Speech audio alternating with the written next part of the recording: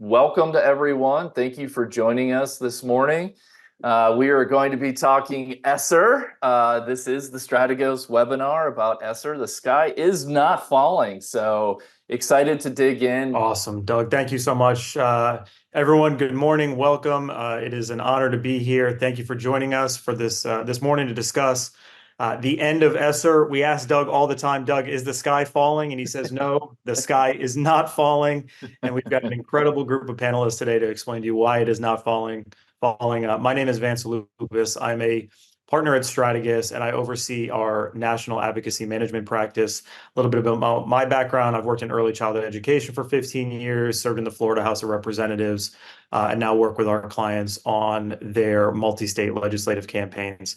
Just a bit of housekeeping to reiterate what Doug mentioned. If you have any questions, feel free to put them in the chat, and our panelists will do their best to answer them as quickly as possible. So folks, we have a tremendous panel for you. These are some of my heroes in education, and I have the privilege of actually getting to work with them. But I'm really excited that you'll get to hear from them this morning. First of all, the one and only Doug Messakar. Just some background on Doug. Doug is not only a former teacher, but Doug served at the U.S. Department of Education as Deputy Chief of Staff for the department and Assistant Deputy Secretary of the Office of Innovation and Improvement. Also served on the Hill in Congress as a professional staffer for the House Education and Workforce Committee. There are a few people that I know that know more about education policy, both from the policy side and the corporate side, because of Doug's background working with companies, than Doug Messakar. We have Mr. Tom Luna, who got to see the eclipse last week, which we're really excited about. Tom was elected Idaho State Superintendent of Public Instruction in 2006 and served two terms in Idaho, passing really some of the most comprehensive reform laws in the country. While he was the state superintendent, Tom was also elected as president of Council of Chief State School Officers, an organization that's made up of all 50 state chiefs. And Tom is seen as a leader amongst commissioners across the country and just a truly incredible person and a mentor of mine. And then here in Florida with us, we got the Addison Davis, most recently the superintendent of Hillsborough County Public Schools, a small little school district here in Florida. Actually, one of the top 10 largest school districts in the country. Was also the Clay County superintendent here in Florida, make enormous contributions to large public school districts here in Florida.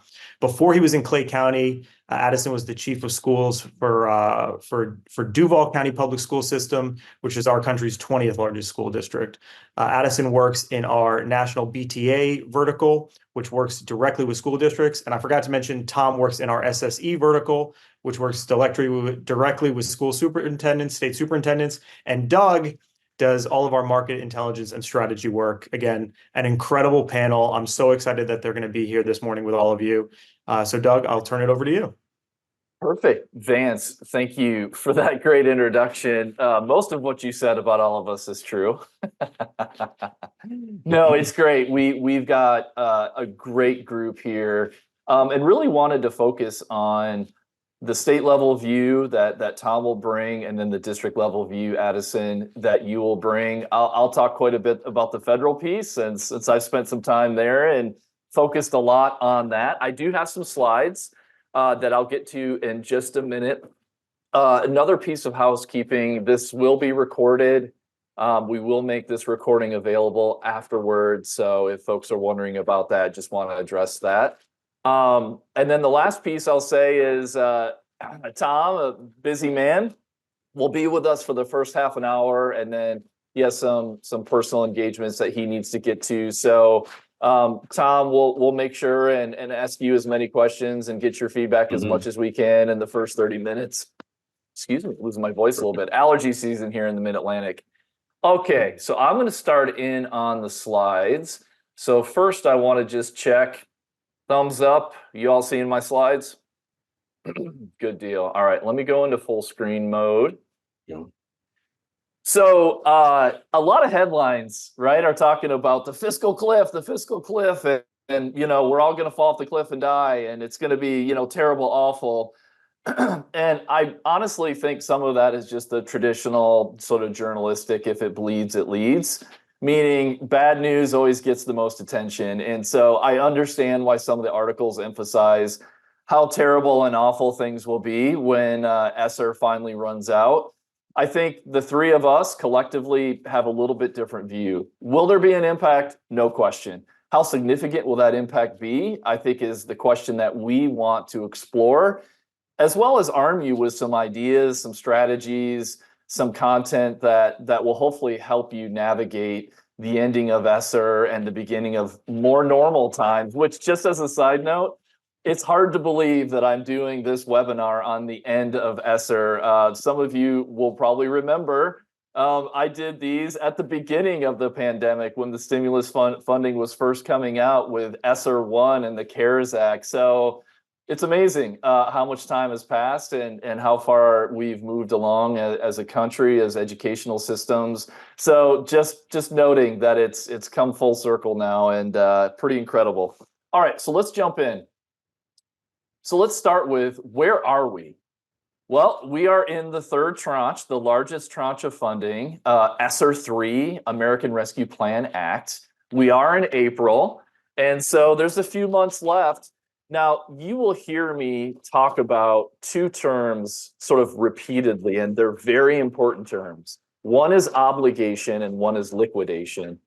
The reason those are important, because that is federal speak for committing dollars to a contract and then actually spending those dollars. So the first is an obligation.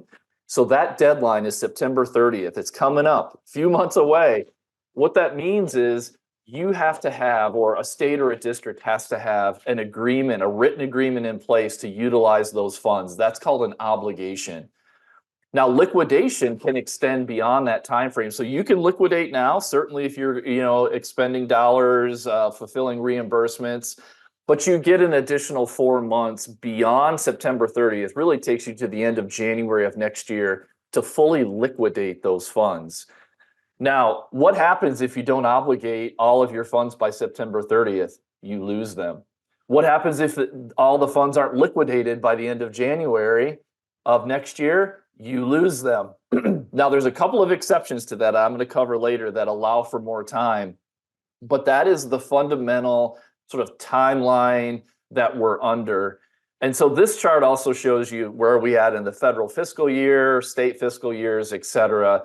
But wanted to start from that premise that we are in the wind down phase. We are in the end phase, if you will. And so that begs the question of, well, how much money is left? So the best source of data, really the only source of data nationally, is the U.S. Department of Education. And so let me just caveat this in two ways. One, the data lags, and that's because districts report up to states and states report up to the federal level. So that takes some time.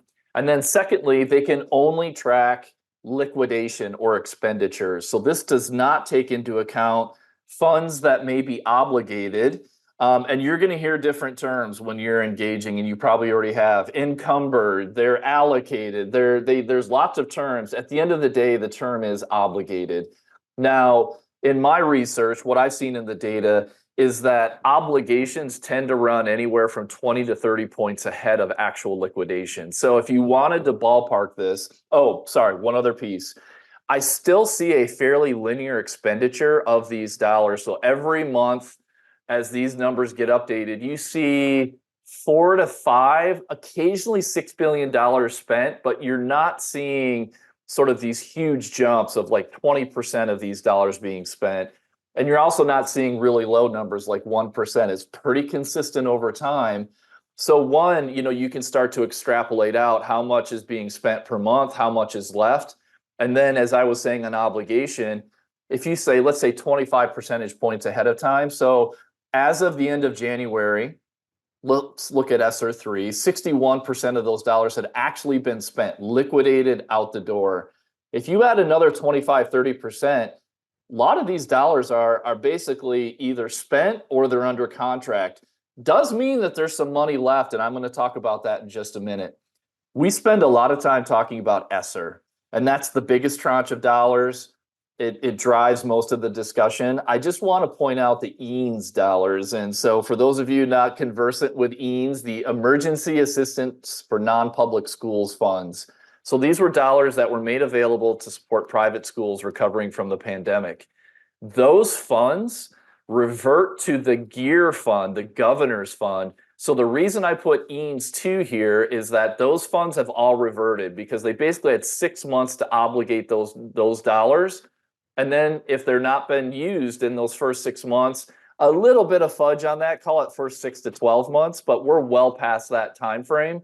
Those dollars move back to the governor to use as he or she sees fit. So the reason I bring this up is there's still a lot of money left in these dollars. And so some governors are providing those dollars to the state. Some governors are, the state education agency. Some governors are keeping all of those dollars themselves, and some are kind of splitting it up. But as you think about the end of the stimulus funding, I will encourage you to think not just of Esser, but also think of these EANS dollars. Now, these are all at the state level. Esser is primarily at the district level, so the EANS is state level, so it's a little bit different conversation there, but just wanted to flag that. All right, let's keep rolling here.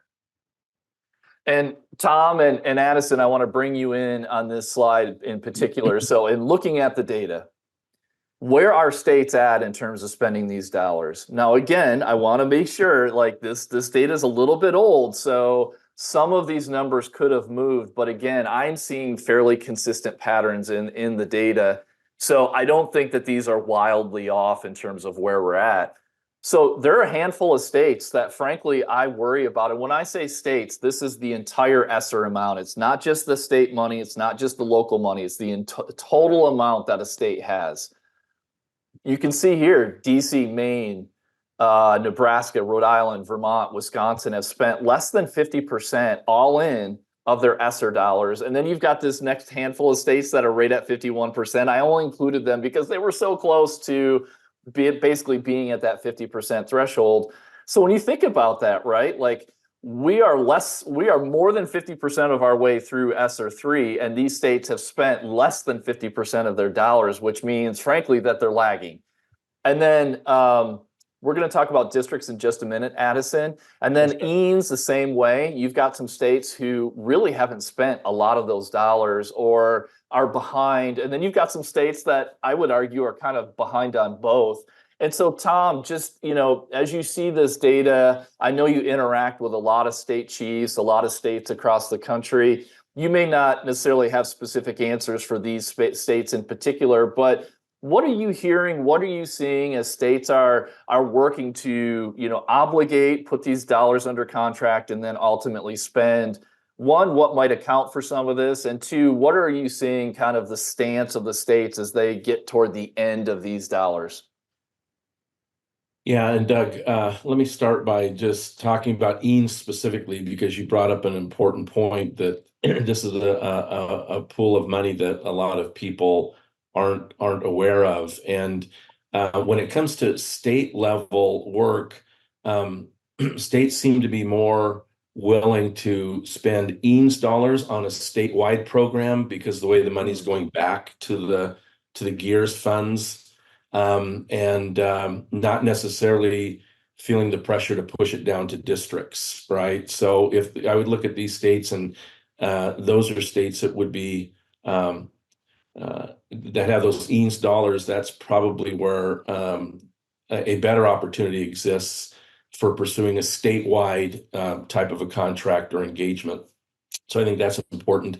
I think that when it comes to some of the specifics, many of the states that we're working with are still figuring out, they now know the exact dollars that they have, and figuring out the options and the timeline that they have to spend them. And many of them are focusing on the things that are front burner issues right now, things like literacy, which are always a big issue. More and more people are talking about math and wanting math to get to not be forgotten as we focus more and more on literacy. I think that's an important thing to consider. The other thing that states are looking at, especially when you look at governors talking in their State of the State addresses and stuff, is mental health continues to be an issue, but a hard nut to crack, trying to figure out what works in different states and different communities, and what the approach is. That's great. Thank you, Tom, for that. And let's bring Addison, you into this from the district perspective. So I looked at a bunch of data and I was looking at, okay, how about districts? Where are they at? Are they lagging? How many? How much? So in looking at all 13,500-ish, right, plus or minus, why plus or minus kind of depends on how you define LEA sometimes, but let's call it 13.5 thousand. So 13,500 is the way I should say that. How many districts have spent less than 30% of their ESSER 3 funding? And it's a pretty big number. 2,155 districts have spent less than 30%. Now, this is where I think it gets really interesting. 391 districts have a sizable number, 5 million or more in ESSER, and their 30 have spent less than 30%, which means they got a lot of money to spend in a short period of time. And then you can see here, I won't go through it all. Some states, all the districts are above 30%. They seem to be on track. And then there's a handful of states where it seems like a bunch of districts are behind. And then you'll see some of these examples of, California, these districts in Massachusetts, New Jersey, Wisconsin. Those are sizable amounts. I mean, look at Milwaukee, $500 million, right? And again, this number's probably lower by now. Right. That is a lot of money to be trying to obligate and spend. So, Addison, what are you seeing? What's causing this? How do they address this going forward? Because, and last thing, Addison, I know I just asked you a question and talked over it. How do we help them avoid just getting the money out the door and spending it on things that frankly don't make a lot of difference? Yeah. So when you look at these numbers, it's really alarming. And, we always talk about never waste a good crisis. This was an opportunity for us to really do some special things for children, for us to lead with innovation, for us to be able to address, the major gaps that we see in acceleration from numeracy to literacy to just really building the foundational intellectual capacity of our learners.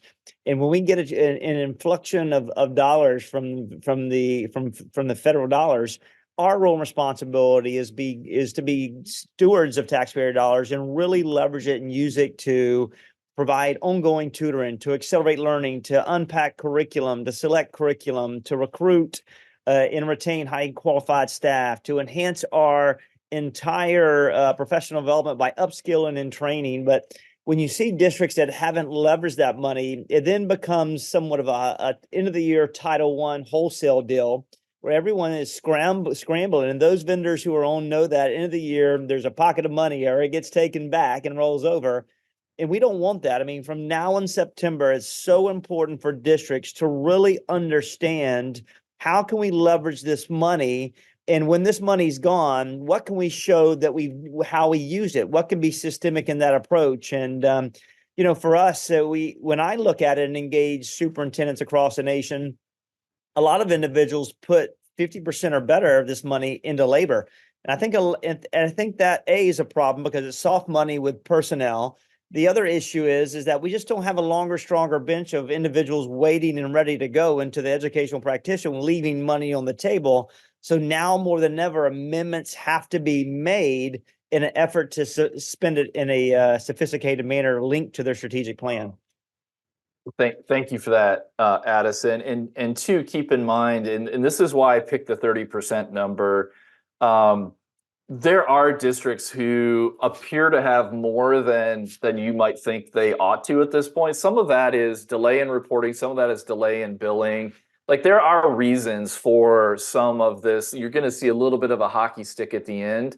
But some of these numbers, I mean, these are huge amounts that they're trying to push through systems that frankly weren't designed to handle this kind of throughput. So I'm not saying these districts, I'm not calling them out in any way to say that they're doing anything wrong necessarily, but just the data would show that they've got a lot of work to do to fully utilize these funds before they start going away. Yeah, Doug, can I say something to this? Yeah, of course. For the first time, I say it, education was funded properly, and it took a pandemic to be able to create that space, right? Now, before that, we've always have enough money and will have enough money to be able to serve children. However, with this influx of money, as leaders in these districts across this nation, it's our role and responsibility to implement and leverage this money to create systemic change, improve to Congress that this money did make a difference to be able to accelerate learning, to be able to allow us to address capital needs, to be able to allow us to create a longer, stronger bench of educators, counselors, mental health leads. And when we don't spend it, a lot of questions become answered was this money really needed across the nation? And for us, I had 250,000 kids, 300 schools. We absolutely needed it for our entire districts. But all this to say is that there's got to be accountability, and we've got to validate that we've used this money and it was needed in this process in order for this to become somewhat a systemic offering down the road or partial offering down the road. It's a great point, Addison. We're going to touch a little bit on that as we go forward as well. Hey, Doug, I want to add something real quick here. Sure. To that previous slide. And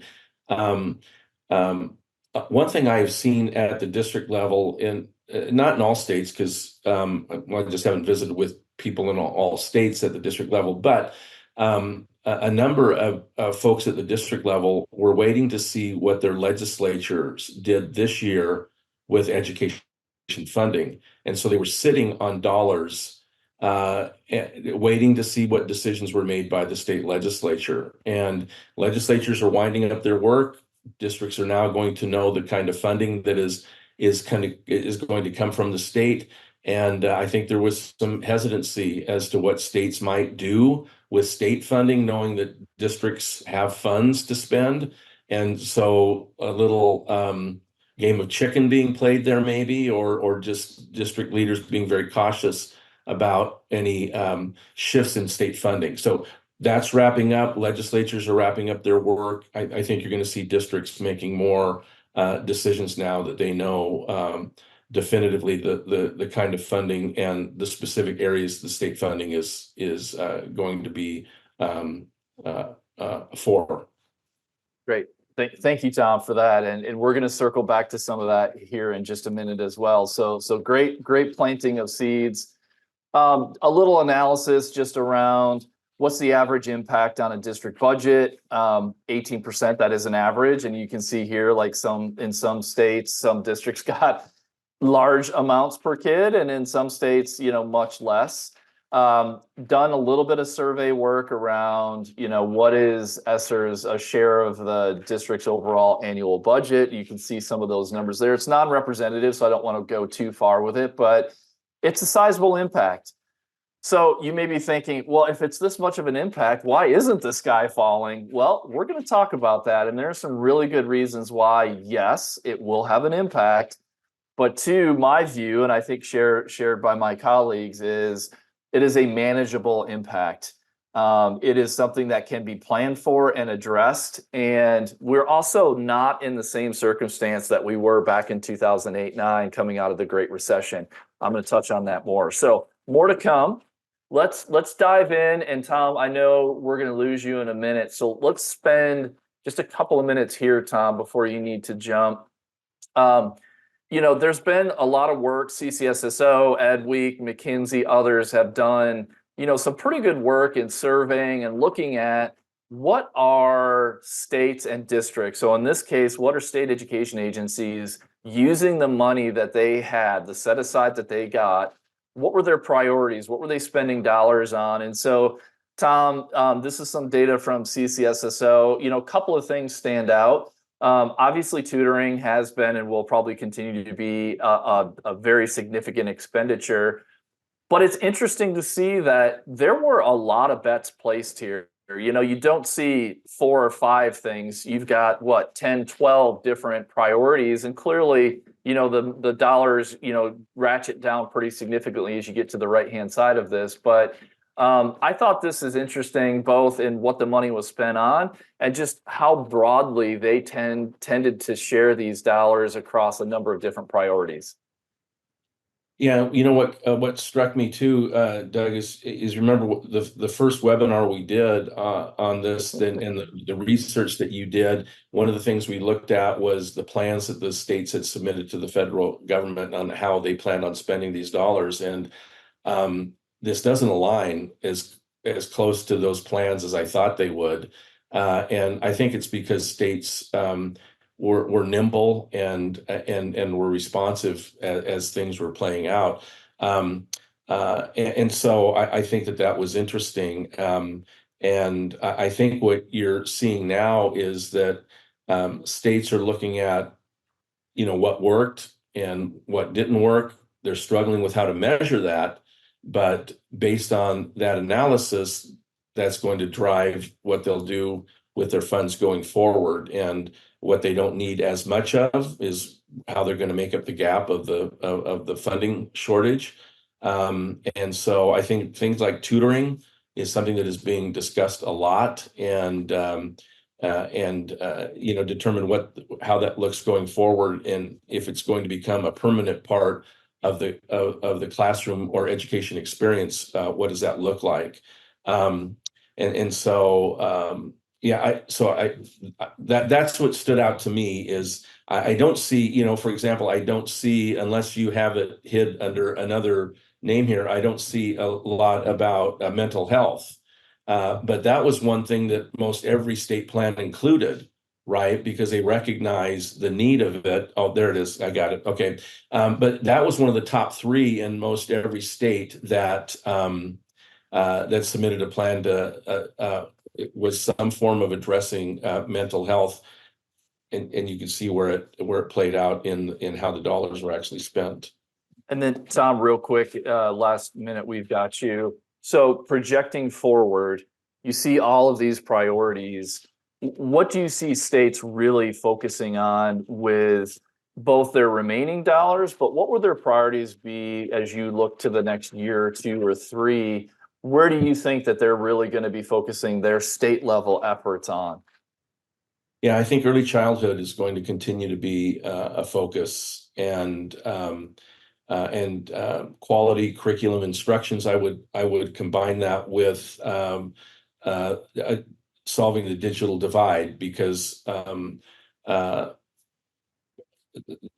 that's a solution states often choose when looking at the quality of curriculum and stuff is also the digital availability of that. And then I think tutoring is also going to be a front burner issue for sure. Got it. Well, Tom, thank you for jumping in. Appreciate your time. I know you've got to jump. Certainly, if participants have questions for you at the state level, we can certainly get those routed to you after the fact. But just Tom wanted to say thank you and safe travels and everything that you've going on for the rest of the day. Thank you. Thanks, Tom. Thanks, everybody. Thanks for joining the webinar. Look forward to visiting with folks in the future. Thank you. Absolutely. Thanks, Tom. So a little apologies. This one's a little harder to read because the words aren't slanted, they're horizontal. So it's like looking at books on a shelf. But here Ed Week did a survey, and again, a couple of observations, somewhat similar, Addison, to what we were seeing at the state level, with the exception of the social emotional learning supports was a pretty significant percentage. Sure. But then you see some pretty, unsurprising categories. But once again, it feels like a lot of bets being placed across a number of different activities. And that will happen when you aggregate a lot of data. You'll see some of this. But, what do you see, Addison, in your conversations with district leaders, both what they've been doing with these dollars, and then what are their, same question that I gave Tom, what do you see their priorities going forward in the next several years? Yeah, I mean, this chart tells the story. I mean, we really had to focus on the traumatic experiences that students were going through and families were going through. The days of just identifying and serving the whole child has transitioned to serving the whole entire family. So what services could we do to create it? And when you look at it, the other part was not only helping the mental health, adding more social workers, school psychologists, being able to bring on additional counselors, mentors, sponsors in this process. but also Esser fueled a large number of vendor contracts that will openly create some type of potential halt. When you look at where the school districts are now, it's kind of like a financial U-turn. And while they had that big influx of money, kind of where does that U-turn go now? And as they look to accelerate learning, we see that a lot of money was put down for providing interventionists, hiring part-time teachers to come to be able to serve children.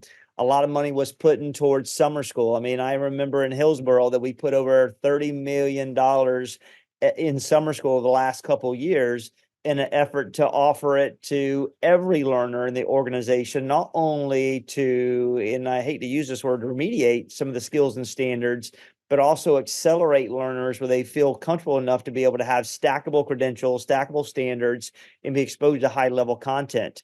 With that said, that comes on board with finding programmatic solutions, purchase services, curriculum, supplements, one-time projects, technology upgrades that openly may come to a halt because that additional expenditure money may not be there.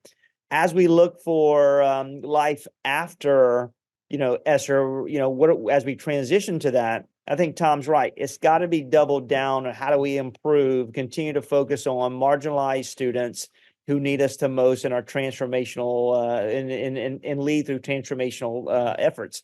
Because what doesn't get transformed gets transferred. And I would double down, and we see doubling down on more money reallocated for Head Start programs, 3- and 4-year-old programs. They have a greater opportunity to create a pipeline and farm system of students being exposed to content, curriculum, mental health behaviors, more interventionists that actually matter. And now we see superintendents and school districts unpacking their budgets to really make informed decisions about what's worked, what didn't, what we can do differently related to leveraging that Esser funding. And, from my side of it, I think there'll be a lot of movement toward upskilling and leveraging professional development, but also what we can do differently to be able to make certain we have the right curriculum with grade level appropriate content in our schools. And that has to come with defined tier 1, tier 2, and tier 3 instruction. And what do those buckets, what do we offer through those buckets, whether that be a blended solution, whether that's a basal, whether that's customized curriculum, and how are we leveraging everyone on deck to be able to meet with kids in a small group instructional perspective or whole group to allow them to be able to meet the growing demands in education every day. Perfect. Thank you, Addison, for those insights. We're going to dig a little bit deeper here. So we some folks looked at Texas. To your point, Addison, a lot of money towards people, and it sort of follows, the traditional pattern of most dollars in education go toward people. But I thought this data point, larger districts, to your point, using vendor contracts. So, not terribly surprising. The challenge will be, of course, is that when these dollars start to end, how are they going to continue to afford the people that they're paying? Now, I will tell you too, a lot of folks were thoughtful about providing stipends or one-time funding for positions, but not universally. And that was one of the problems from the Great Recession and the last stimulus funding from 15 years ago. A lot of districts were caught with a lot of personnel costs and not enough money to pay for those people. And that created a lot of challenges across the country. California, just to dig into that real quick. So California's reporting specifically breaks out the 20% of ESSER 3 that needs to be spent on learning loss. And again, interesting trends. Now, this aligns in the sense that, SEL, mental health, was a large chunk of that spending, which we saw on the earlier slide. But then, real differences, to your point, Addison, of really understanding what the needs are. Some districts were spending all their money on tutoring and some were spending none. And so that probably reflects, hopefully reflects a really thoughtful analysis of what their needs are. We know that can be challenging, but just some data from a couple of states that I think reinforces a few of the points that you were just making, Addison. Here's another one, and this again ties. So McKinsey looked at, from survey data, where are what are districts going to focus on post-pandemic? And so just looking at, again, student mental health, high priority, and you can argue with these numbers. I think they're directionally important, maybe not relatively important, meaning it was a priority during the pandemic. It's going to continue to be a priority, if not more so. Tutoring, solid. A little bit of degradation there in terms of the prioritization. This one was interesting, analytics and reporting tools. And I'm going to come back to this, Addison, in a few minutes, but the evidence of what you're investing in working, that accountability and transparency is not going away. And in fact, it's getting deeper. And it's going to be a lot around things about ROI. Aha. So Tom isn't here to talk about state by state, but the Edunomics Lab has done some work around when you look at dollars against results. And we can argue, Addison, about what's the right unit of measure, how are we really gauging success? I think some of that is incredibly important discussion, but some of it also misses the point that perceptions are going to drive opinions about whether these dollars worked, whether they were invested wisely, whether they're having an impact. And this scatter chart was pretty, surprising to me in the sense that you've got high spending states that actually saw declines. Like they were investing a lot of money and actually going in reverse. And then you see states where they weren't spending as much relatively, but getting really good results. And so I think there is or are lessons to be learned in this. And then Addison, I would pull you into this next slide because, and again, I'm not picking on anybody in particular, just where the data was available. So again, another ROI look. This is Illinois and districts where you saw above average growth and they were spending more. It's a classic 2x2 here. And again, it's all over the map, Addison. What are your thoughts on this, both in terms of what we see here, but also how will this impact the conversation going forward? Yeah, I think this is a fascinating data set, right? It really talks about, money infused into a district and the commitment to education and how much they spent versus what we've seen related to the growth side of it. I think it all comes down to how sophisticated were school districts with their funding? How did they leverage the money that they were given and what did they focus that on? For me, we spend a lot of money on curriculum. It is so important. It is the lifeline of what you do to make certain that there's high quality content in front of students, but it's also linked to having quality information and assessments that are directly linked to give you information. And you said earlier, data systems to be able to let us work faster, using AI, using platforms to kind of drive that work, because we are often in education, we are data rich, but we're information poor and we're action poor. So how do all those come together in sophisticated platforms to allow us to run faster, accelerate learning, to give greater information, to prescribe the work and in those places? And listen, more money doesn't mean we hire more people. We're so good at that, what Doug talked about. And, most of our percentage of our budgets are 87 to 90% in personnel. And honestly, I think that's too much. It's a problem. So, but we've got to be able to look at, and unpack the sophistication, the elements of what we've earned, what related to a funding source, how are we becoming innovative in this space? Because innovation is our superpower. And what are we doing to be able to negate any kind of financial chaos that we may have self-created or created by not having sufficient support and funding going to school districts? Perfect. Thank you, Addison, for your thoughts there. We'll keep digging into this. Let's talk briefly about sustainability. There are ways, right? So as we think about these funds running out or ending, how do you sustain investments over time? So some of them are, Addison, you've touched on them. Some of them are very much about being smart about what you can do with these funds.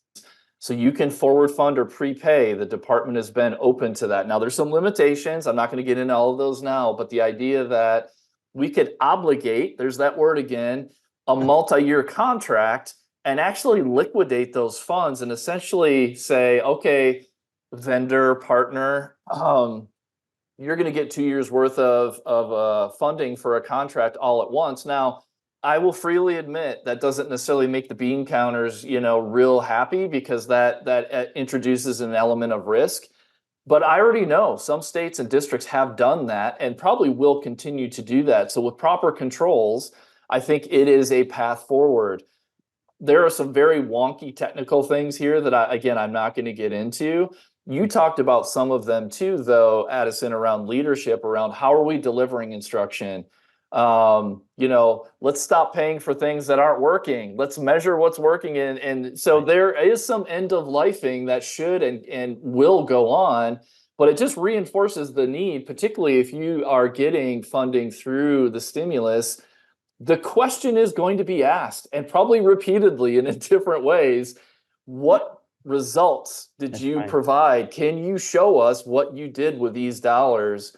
There are some other things around late liquidation where states or districts can seek waivers to actually remember that January 25 deadline of when liquidation has to be done under current sort of rules. States can apply for themselves and on behalf of districts to actually extend that timeline for an additional 18 months. And we know of some states who are planning to ask for that. So there are ways to address this. Doesn't just have to be a really quick sort of obligation liquidation. And in fact, those are probably going to be your least effective expenditures of dollars. So I'm happy to talk about those more separately, because these are complicated sort of conversations that are tricky to do, but very much possible. And we have examples of folks who are doing it. There's also some, objections out there. Again, you will get these slides in this recording after the fact. I want to keep moving along here a little bit, but there are some ways to address some of the objections that you may be getting. And one of our panelists, our participants, actually texted me a question about what do you do? And Addison, I'd like you to address this in the context of these objections where leaders at the district or at the state level may say, oh, I've already spent all those dollars, or, oh, well, I'm not sure actually how much I have left, or whatever the case may be. Sometimes the conversation is often in the vagaries where they're using kind of vague answers to frankly push away somebody because they're not ready to have the conversation, or they don't really want to have it. So how do we think about that, Addison, particularly from your experience at the district level? Like, how do you get beyond that initial kind of objection around or objections that you hear? The first thing is, I would say that as vendors, we've got to do our homework on districts. We've got to understand their strategic priorities, their community priorities, and what they're trying to accomplish. And if we see that the same patterns and trends are evolving related to literacy, related to safety, security, or related to recruitment, or related to moving the progressions academically, then we've got to continue to be persistently in front of them. I mean, and to be honest, I say this respectfully, not all superintendents are in tune to what actual practices are being implemented in their school district. They trust advisors, experts in the content areas on their cabinet to be able to drive that work. Now, they're the end all because that has to go to the board, but just stay connected to the superintendent and their cabinet and their decision makers, because there's always, as a superintendent, I was always looking for an upgrade, because sometime I've had legacy solutions that were in my school districts that my teachers and my students have gone numb to. And that would show in marginalized progress for moving the needle. At the same token, be ready to double down to show and have demonstration school districts across the nation or in that particular state to show that you have made progressions, how you've done it, and how you're consistently, not only through analytics, but also show them how you've done it through informal narrative, through personnel, and show how you can make a difference in that space. And I think that will be able to help continue the conversation, because listen here, we can talk about, we don't have money. There is always money for priorities to be able to drive the work. So without Esser, without Esser dollars in Hillsborough, I had $3.4 billion, plenty of money to accelerate it. Our job, we have to be able to selectively abandon and evaluate initiatives that are not working and showing organizational impact. We cannot copy and paste our work. copy and paste mentality, and we have to make hard decisions when we hire people with soft money and be able to move them to a different location or exit them to be able to protect the integrity of what we're trying to accomplish with children. Love it. Addison, preach.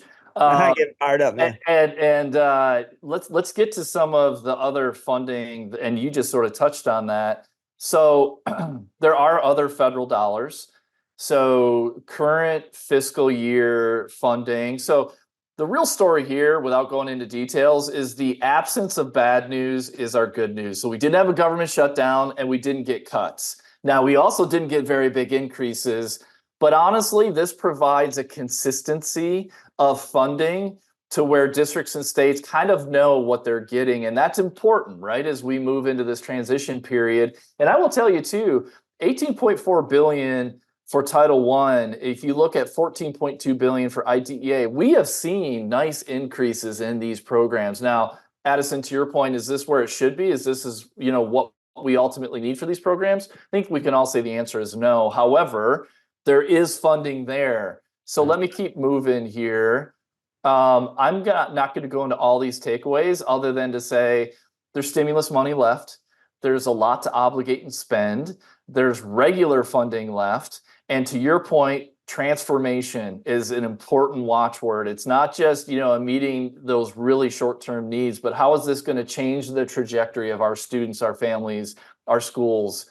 I'm going to touch on the overall funding numbers because I think it might surprise some people. So I'm going to skip past that.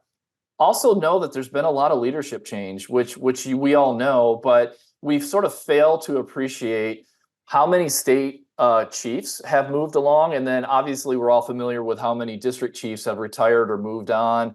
That's an important category of change that both can be positive and negative, but something to really be aware of. And then last but not least, there's not going to be any federal policy for the next couple of years. So we've got the programs we've got the policy, Esser, IDEA that we've got. And so just know that that is the backstop for some of this conversation. All right, let's touch on how much spending from all sources. $800 billion a year. $800 billion is spent annually on K-12 education when you add state, local, and federal sources. Now, to your point, Addison, a lot of that goes towards personnel, 80%, 85%. The numbers vary by district. But 20%, if we just use that number of 800 billion, means $160 billion are spent every year, not on personnel. That is, by any definition, not a small number. And when you look at Esser in the context of that 800 billion, it's a pretty small percentage. It's a significant percentage. The point being is there's still a lot of money that is being spent and will be spent. When you look at the sort of national average of per pupil amount, and then when you look at state numbers, obviously this is all over. But when you think about the cost or the pricing of your solution relative to the amount that they're spending on a per pupil basis, you can start to make arguments around value around. So don't get caught up in, well, X contract is this amount, like that feels like a lot. It might feel like a lot, but you also need to contextualize it around the funding that they're getting all in. Now, I'm not going to spend a ton of time on this. So let's talk briefly, and I know we're starting to get low on time. So you may be saying, well, but is this going to continue? And so far, I really need to caveat this, so far, despite the pandemic, despite some inflationary pressures, state economies are holding up. So when you look at GDP by state, everybody's positive. Now, a state like Nebraska is basically flat. A state like Kansas is flat. So it's not great, particularly when you think about inflation, but it's also not negative. We're not seeing a bunch of red on this chart, and that's a positive sign. What about state budgets? Well, we're in budget season, and you can read this later. Only 4 states so far have actually passed their state budgets. And honestly, all 4 of them, including Nebraska, which has a very flat GDP, is increasing spending in their state budget. Now, this is all in. This isn't a specific education number. But when you think about, okay, our state revenues, our local revenues going to keep up? The answer so far is it looks like it. We're not seeing major cuts. We're not seeing huge reductions. So when you put Esser in the context of there's still federal money coming out, it's flat, but it's not down. How about state and local money? Yes, it's actually up. And when you think about the fact that we're in a election year, spending on education is popular. And so there are a number of elections, a number of folks running for office. Everyone is talking about spending more on education. Now, that doesn't always translate, but it's a hell of a lot better than everybody talking about we need to cut back or we're making these cuts in these places. So what I'm trying to paint a picture of is there's some stability in the market. Now, specific states, I'll pick on Utah, for example, is having a more challenging budget year. So I don't want to say this is true in every state in every case, but when you look nationally, there is more good news than bad. And yes, you will run into individual situations, but there is not a bunch of red ink across state, sort of budgets this year, and that's a positive thing. And in fact, when you look at state-of-state addresses, 26 of the 40 states that I've looked at so far, whose governors have talked about, or have given their state-of-state addresses, I should say, they talked about increasing funding. And it doesn't mean in the 14 that they were decreasing. It just means they didn't really address education head on. These are all positive signs in the marketplace. And I just want to sort of wrap us up here and try to get to a few Q&A. You touched on some of these policy trends, Addison. These really seem to be driving the conversation, and we can dig into all of these. HQIM is high quality instructional materials, SOR, science of reading, just to translate a couple of acronyms. These shouldn't surprise anybody, and I'm not saying these are all of the issues, but these feel like are really driving a lot of the discussion. All right. I'm not going to dig into this other than there's going to be a lot of change at the federal level, but that doesn't mean anything's actually going to change policy-wise. That's my summary of this slide. I've got a slide on dealing with objections that maybe we can circle back to. The last couple of thoughts before we hit some of the Q&A, Addison. So how do you get through some of this transition? You got to know your customer. What size of district are you going after? Who are you talking to? And you can start to stratify the market into these different opportunities and different job titles, different decision makers. You also, so this is what creates your ideal customer profile. In my lingo, it's an ICP. Like who fits squarely in exactly what you're doing, why they need your service, the right size, the right, sort of demographics, the right academic, all the needs you've identified. And this is something, Addison, I know you and I work on together, but you really need to know who you're selling to, who's in that sweet spot, right? And there are ways to figure that out. Where are you in adoption? Are you a brand new offering? So what can you sort of assume about market adoption? Or are you much later stage? And then what's your unique value proposition? How you talk about what you do is so incredibly important. I know all know that, but really going through the process of refining and tightening. People don't have a lot of time. If you can't say it in one or two sentences, you're not going to get any sort of ability to have a follow-on conversation. So really nailing this unique value proposition for your ideal customer is so incredibly important. Where are we at in the procurement cycle? We're getting toward the end of this year's district procurement cycle. So that's something to know in terms of expectations for what kind of deals you can get into place. And then last but not least, just put in a little bit of plug. We've got a ton of data, on our team, and that's a lot of what I do. So helping you figure out where I should be going, who's my ideal customer, what's our unique value proposition. If you can align what you do with those priorities that they have identified, and by the way, a lot of it's public, they put their strategic plans out there, right. Your path to surviving and actually thriving in a post-Esser world is absolutely something that you can figure out and get to. It takes work. It's not going to be easy, but you can definitely do it. And the money is going away with Esser. But when you look at the broader scope of how much is actually being spent on education, it's not like there isn't money to do deals. So with that, let's get to a few of the Q&A here. And so can I add something? Please. Well, I think the other thing is, as we look at pipeline and companies look at transition into a school district, you also have to focus on your renewal process. I mean, you can't be, this is where customer service, implementation, and demonstrating value quarterly, daily in a district is staying relevant and so important. So don't wait on the district to come to you and ask you about what organizational impact are you making. Be actively engaged in showing them how you've been a thought partner, how you are evolving through to address their unique needs, and how you're being a platform or a solution or a service that's helping them get better and reach their priorities. And it's not about achievement in all these elements. It's about progression. What are you doing to help them progress, show progress every single day, whatever your foundation and your solution may be. Love it. Thank you, Addison, for those words. And real quick, going to go speed round here through the Q&A. Districts that have a significant amount of remaining funds, can they spend retroactively on funds that have been already spent but not categorized as Esser? Whoever has that question, reach out to me directly, because there's some words in there that I want to make sure I understand. If the question is, do they need to obligate on new projects? I hate to give this answer, but it's going to depend. It's going to depend on a couple of factors. That is a great question that has a complicated and longer answer. So please reach out to me, and I'm happy to talk about that one. And Doug, I think a lot of that could be, so if I purchased, if I purchased 5,000 laptops and I used some type of capital money, can I go back and write an amendment to Esser in a way, shape, or form and get them to kind of pick that solution up? That, from my side of it, that would be, as a superintendent, that's approval from the state to determine whether or not they'll be able to say yes or no, and it may vary. Yeah, 100%.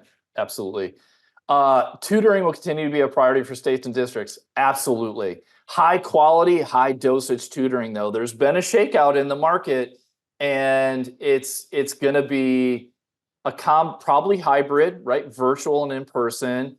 I think the short answer to that is 100% yes. Absolutely. But you got to bring the data, and you got to show that it's effective. Like, that will be a bar that everyone will have to get through. And it's definitely obtainable. There's great tutoring solutions out there. But the attitude toward tutoring was initially like, we need to get kids as much help as we can from whoever we can. That attitude is shifting. And it's rightly so, to quality, to specificity, to delivery. So yes, a priority, because guess what? Learning loss hasn't gone away. But how it's implemented is going to be done differently, and what they'll be looking for. All right, last but not least, states do have to apply for late liquidation on behalf of their districts. So that's that question. State level variations on forward funding. Oh, that's another good question. Talk to me later. I can't answer that quickly. And then the last one, can you give a few examples of states that are applying for late liquidation? We actually don't know, because they don't have to make that publicly available. I've heard, for example, that there are a few states that are thinking about asking it for, but in terms of a final list of who's asking for it, we actually don't have a solid list of those yet, because partly they don't have to ask for it. The deadline, the absolute sort of drop dead deadline, is December 31st of this year. So they've got some time to decide where they're at and what they want to ask for. I have heard, for example, though, like Maryland is probably going to ask for late liquidation. I would say any state that I showed you where they're behind at a state level and spending down these dollars, more than likely they're going to ask for late liquidation, because there's just no way some of these districts can effectively use these dollars in the timeline given.